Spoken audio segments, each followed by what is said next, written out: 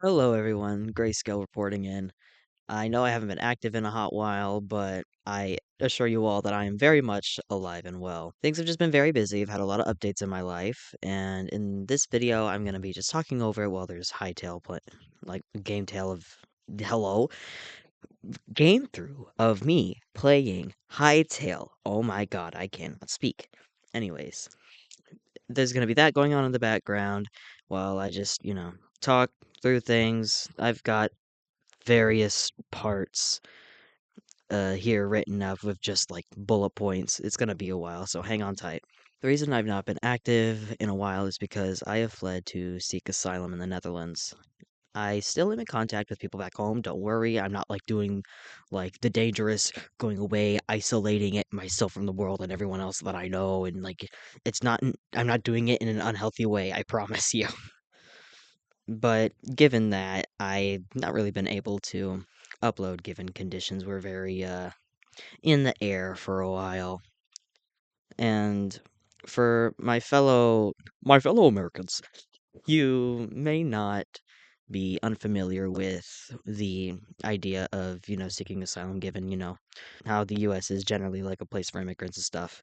But I bet you never heard of Americans going out to seek asylum. Well, that applies for me in some aspect because as part of the transgender community, my community and henceforth me are in increased danger every single day with things like NSPM 7 technically declaring me a domestic terrorist due to my transgender status, not to mention multiple states including my own having enacted multiple anti-transgender legislation pieces. Because of those laws, I thought I might as well you know, go before I'm too in the thick of it and just can't escape, period. Not to mention the social temperament of towards transgender people is just in general abysmal now. I mean, I literally can't go out.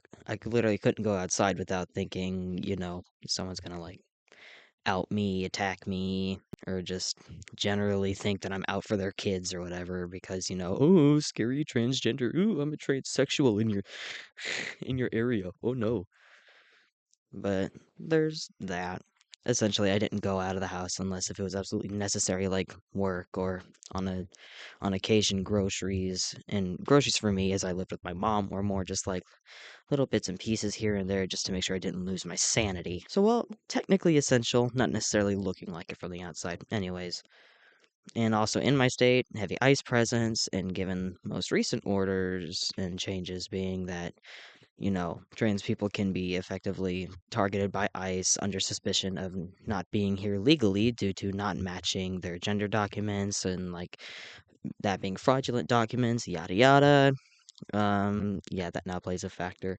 But when I left, it was just simply the fear of the ICE agents in my area being in the wrong place at the wrong time, or even just going about my business and they decided to go after me for whatever reason because I seemed like empathetic towards people of color, which shocker, I'm not racist. Duh, I'm that's just no brainer. Oh no, heaven forbid I have empathy. But I also worked in a school with a large migrant population and children of migrants, and majority of whom were people of color. So I wouldn't say that I was primary demographic at the time, but I was definitely in a bit of the thick of it. And yeah, with the killings of Alex Preddy, Renee Good, and Keith Porter hitting headlines, and not to mention those who haven't hit headlines that have also unfortunately lost their lives. Not lost their lives, have been murdered. F- due to ICE. Oh, Linda Davis as well.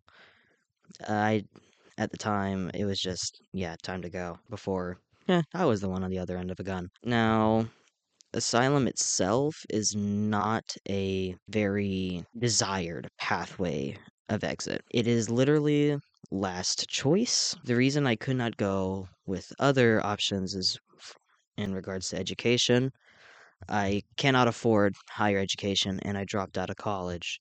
So I doubt that would make me eligible or desirable for any abroad colleges at all. And not to mention my mental health couldn't handle school, and that's kind of why I dropped out. it was also in 2024, so that answers that. And for work, I couldn't leave via working because I do not, have that higher education that would help secure me a better job or a job that would even be someone overseas. The best skills I have are retail, janitorial work, and fast food. And I mean technically a bit of childcare and stuff like that, but I assume that the EU is very strict on who watches over kids, which I mean, very, very fair. So my lack of education wouldn't get me anywhere there. And all the positions that I listed before, well, there's no problem finding people who want to fill those jobs at home either way. And I don't have any relations outside of the US in addition that I could contact to, sponsor me for anything. So, yeah. And I mean, I'm not going to marry someone either just because, I want something for my own gain. I mean, if I end up marrying someone while I'm over here and that solidifies me, that's better. That's like literally best case scenario.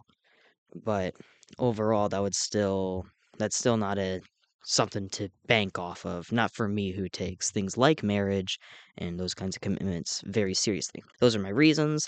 Now I'm gonna kind of give you all a synopsis, kind of like an overview over everything that I've seen and done so far. Just, because while asylum is not pretty at all and it is highly dangerous, and again, I cannot recommend it if you have any other ways to leave if you are looking at leaving.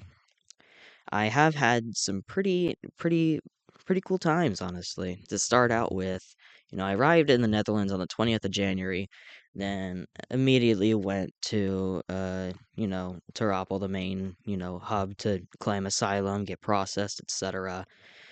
The processing took like all day and I was jet lagged the same day, so that day was not great and I don't remember much of it. So simultaneous jet lag and having to wait in processing for like hours upon hours is never fun. After that, I was in the overall processing area before being, fully registered in like the camp or whatever. I was there for like 5 or 6 days maximum before being shifted to the other side of the fence, which is where the, official asylum seekers are. And yeah, I was in Tarapal for almost a whole month. During that time, I've met people from Russia, Jordan, Turkey, Saudi, Bahrain, Iran, Libya, Azerbaijan, Georgia, and a lot of other places. And they were all very friendly to me, which I mean, wasn't expecting, but am very thankful for. And then since being transferred to Haarlem, where I am now, I've met people from Uganda, Yemen, and I have made a friend with someone who's from Trinidad. The Netherlands is truly unlike anything else that I've ever experienced, and quite frankly, I'm all for it. I'm all for things being different than what I'm used to. So far, the main differences are one, there is a very much a lack of chain restaurants and things like that, and like just chains in general, but honestly, I'm more than happy about that because then that means that there's like more smaller businesses that I can support and even more so the chance of me to potentially start something of my own. And that's always been something that's been on the radar for me as a possibility. And there's also like biking and walking infrastructure everywhere. Like even in Tarapal in the countryside, there was like sidewalks along the highway just to go like to and from like the just anywhere really. And you could like use your bikes, you could walk there. It like blew my mind like entirely. Another thing is that the food is much better quality and so much cheaper, even with the conversion from the US dollar to the euro. Like even eating the junk food just feels so much better like for your body in general. And those two words, better and junk food, those don't typically go together. Those don't typically tend to marry each other. That's not a thing that happens. But in comparison to American junk food, even that's healthier. Finally, everything's not chock full of preservatives and shit that I can't pronounce. And like there's a lot less growth hormones and it just feels like I'm actually eating something instead of needing to gorge myself almost 24/7 just to, feel full, going like deviating from food. Everything is like just safer. Like the cops, you don't hardly ever see them, and if you do, it's because they're actively on a scene. Like, you hardly ever just see them around unless if they're in their police cars, and even then, you don't see them near half as often as you do back in the States, or at least in the place where I'm from. I don't know. It feels less like I'm being surveilled, and it's great, honestly. I mean, I'm not praising any form of policing system, but that's just simply how I feel about it. And yeah, the cops also don't have guns. They just don't, or at least not that I've seen. They just don't have them on them. That also just helps with going outside in general. No longer scared of, accidentally moving wrong in front of a cop and then they think that I'm the one with a gun and then, I mean, that's more of a risk for people of color, but it's not a zero chance that it happens to, people like me, especially since, I'm not visibly cis in either direction. One consistency is that no matter where I am in the Netherlands at all, I just overall feel safer, more respected, and just generally seen as just a person, like just human. I mean, yeah, I occasionally get, the random looks and all that just simply because I don't care to present myself as cis. I just present myself as myself.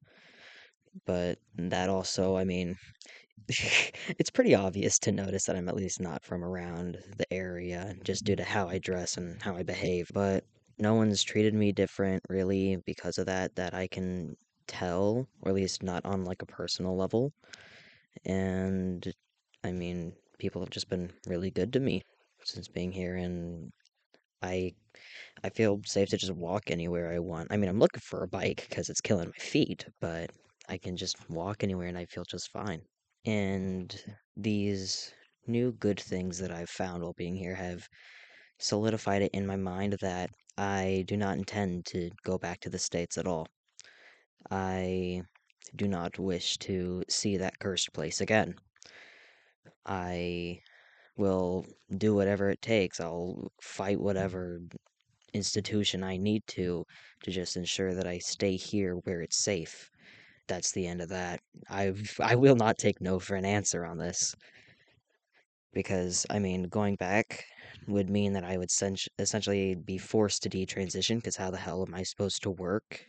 Whenever one look at me and someone realizes, oh wait, that's a queer person, then shit might go down and all that, and all of a sudden can't have that job anymore. That's not really something I'm wanting, per se. With all of that being said, on the more YouTube side of things, I do intend to keep doing YouTube and making videos, but but I'm going to be a lot more relaxed about it simply because I've got a lot of things going on. Like I have to prepare a bunch of information for my case for whenever I have to do that because I don't have like a set timeline, so I just have to make sure I'm prepared. And second of all, I've also got to, learn the language, get used to people and customs and all that. Just generally integrating into a different society that, takes effort and time and energy that I, quite frankly, am very low on a constant. That being said, regardless, I still want to do YouTube and make videos and all that. I have not forgotten about the channel at all.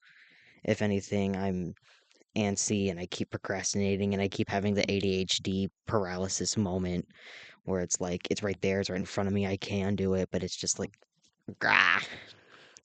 If you have ADHD or autism or other neurodivergencies, you get it, you get it.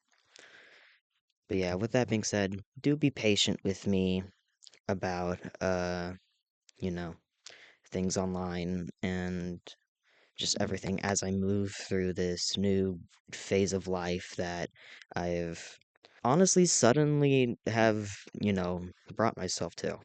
I want nothing more than for this to actually, be the thing that I do. Because, I mean, playing games all day? Hell yeah. And I earn money while doing it?